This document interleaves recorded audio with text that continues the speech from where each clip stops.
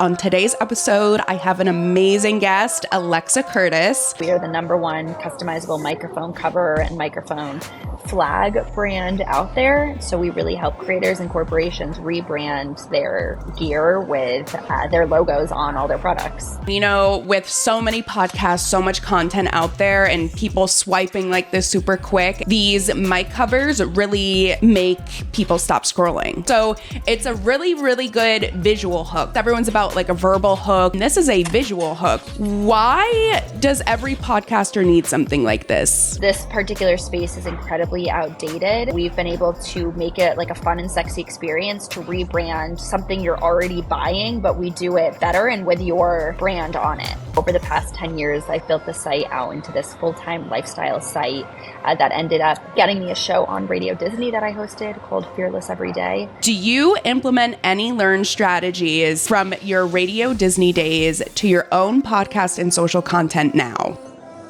Oh, that's a great question. After building it up to something huge, Etsy shut down your shop with no warning at all. If you could emphasize to my audience of business owners and personal brands your experience and how you rebounded from your whole Etsy shop debacle. This is a common thing across these platforms, and to be honest, it makes me sick to my stomach. And so we literally went from like 20 plus sales a day to like not even 2 now. I had always said to people, you know, you never want to build a brand based on the backs of these platforms. I think overall, like, I just think they're these companies. Hello and welcome to another episode of the Lead Gen podcast. On today's episode, I have an amazing guest, Alexa Curtis. Alexa has a lot going on. She is taking the broadcast media space by storm. She is a former Radio Disney host, owner of a chief swag officer, and a podcast host. So Alexa, I know that just scratches the surface with everything that you have going on and who you are. If you could share more about yourself with my audience, that would be great. Yes, thank you so much for having me. I grew up in a really small town in Connecticut called Mansfield. And I started a fashion blog when I was 7.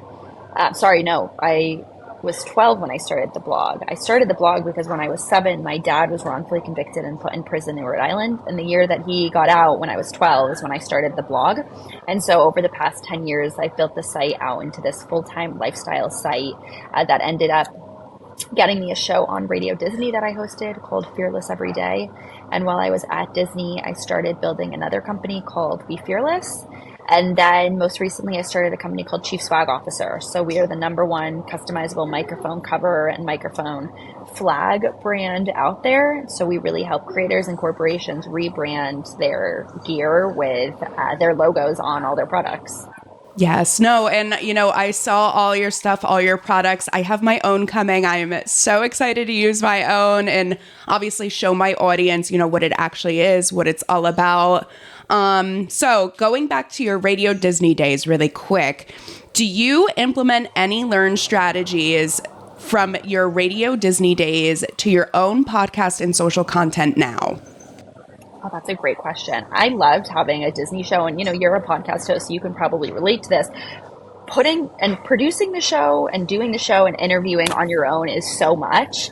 And so one thing, I loved when I was at Disney is that I had a whole team, so I could really show up and like just do my job, which was do the interview, and I loved that. Yeah. So I think that what I took away from that is being able to, because I don't have that involved of a team, is being able to really minimize the amount of back and forth with a guest to where I don't know if they're the right person, if that makes sense. So because it's me doing it, I really now am a lot pickier with who comes on. Either like I know them personally or I follow them, etc. for a while. So when I get a lot of pitches, unless it's really like someone who's incredibly famous, etc., for the most part, I usually do decline because it's too much work to try and know if I understand this person or have that vibe with them for a show beforehand. So I would say that's the thing I brought over, is because I don't have that, I now do everything to like mitigate the risk of, I would essentially say, wasting time on an episode with someone who's like boring or can't speak, etc. Just to make the show as captivating as possible, but also keep myself intrigued during an episode. Oh, yeah, no, for sure. It's a lot of time, a lot of effort. So you want to optimize all of that. You don't have time to waste to just chit chat Yeah. on an episode. That's valuable airtime and airspace. So that's really nice. I used to work in front end media doing in-game hosting for the New York Jets. And then I used to do reporting for the New Jersey Devils. And I always catch myself implementing like strategies in my podcast content and my clients' podcast content all of the time. Just, even little things, like you said, just lessons learned. This is how they did it. That's how I'm going to do it. So I really like that. Chief Swag Officer, I'm sad mine didn't get here yet, but why does every podcaster need something like this? So when I started this company, it was because I was looking to rebrand this item I had found, which is this common item that people use when they're doing interviews on the street, which is by this brand called Rode, which is this billion-dollar brand. Great brand, but their focus is on microphones. But one of the products they have that's a bestseller is the handhold stick with the microphone cover. And so like when I started my blog, I was trying to fill the need of having that role model. When I started this, it was because I was trying to find a way to rebrand my own item.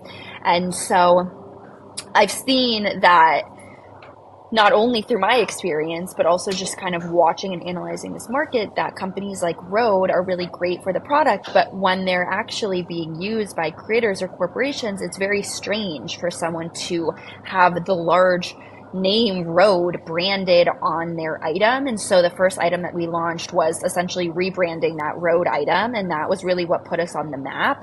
And now we've been able to bring in other products that people can rebrand, because this particular space is incredibly outdated.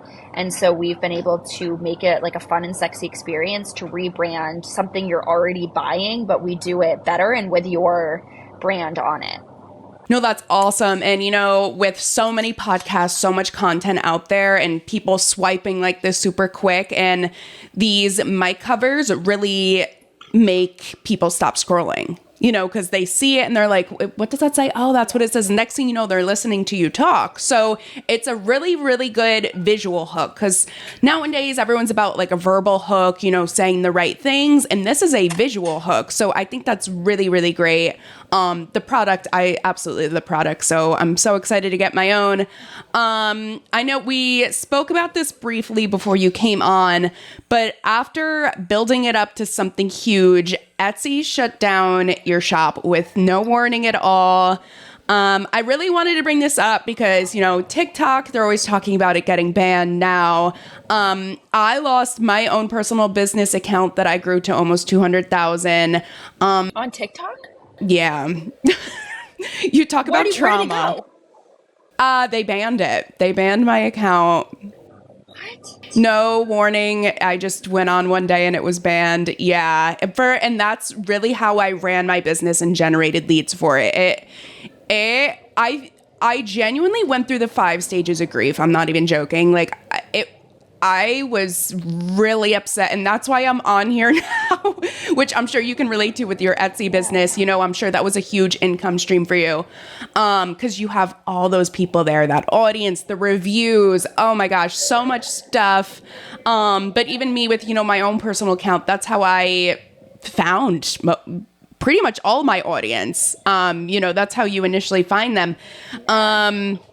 And at the end of the day, as a business, social media and these platforms, like Etsy, TikTok, they're great. But like you, I have learned that, you don't own them. So, I just wanted to get in this with TikTok and just like all platforms. Like, you don't own Instagram. They could be like, sorry, we're closing up shop, So if you could emphasize to my audience of business owners and personal brands, your experience and how you rebounded from your whole Etsy shop debacle. I'm so sorry that happened to you. Thank you. Have any reasoning behind why? I was the crazy person. I sent so many emails. I went on LinkedIn and looked for people that worked for TikTok and sent emails. Yeah. And once it's banned, and then once it's after a certain amount of time, they can't get it back. Yeah, I know why it was banned. We could talk about that after the show, but you just just be very careful of like what your audience, where you're leading them in things. It was a really, really hard lesson. Like I had depression. It was a really hard hit. You know, imagine that's like having chief swag officer, having your main audience be TikTok. That's where all your leads are, and boom, gone. That's it. So no, if you could share, you know, from a business standpoint and a product standpoint of like lessons learned from losing your Etsy shop, that would be great. Absolutely. I mean, I've also done research since this happened, and this is a common thing across these platforms. And to be honest, it makes me sick to my stomach because I think it should be, there's like the morals and values part of it, but there's just like ethically to be able to shut somebody out of business who isn't doing anything wrong. Makes me just disturbed. Or even if they're like moderately doing something wrong or like breaking the rules, I think it's criminal. But I had started this company as an Etsy shop when I had started it last August. Someone I hired was like, you know, we need to get you a website. So we made the website, etc.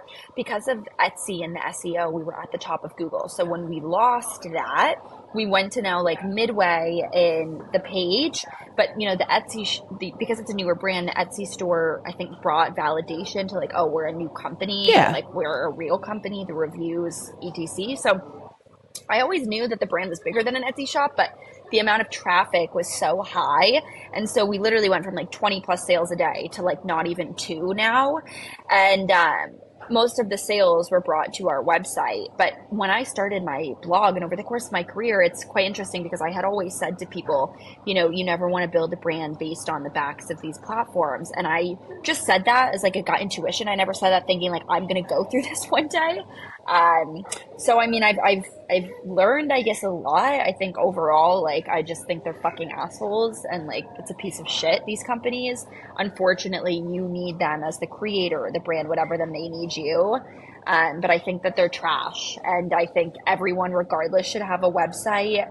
I think obviously having your own page is great, but I think I've always said like the power of an email list is really important when you're building a brand. So I've got a pretty strong email list because any of these platforms can go away, but what really for the most part won't go away is our website, won't go away is the email list. And so we've really had to hone in on that, but it's a huge blow.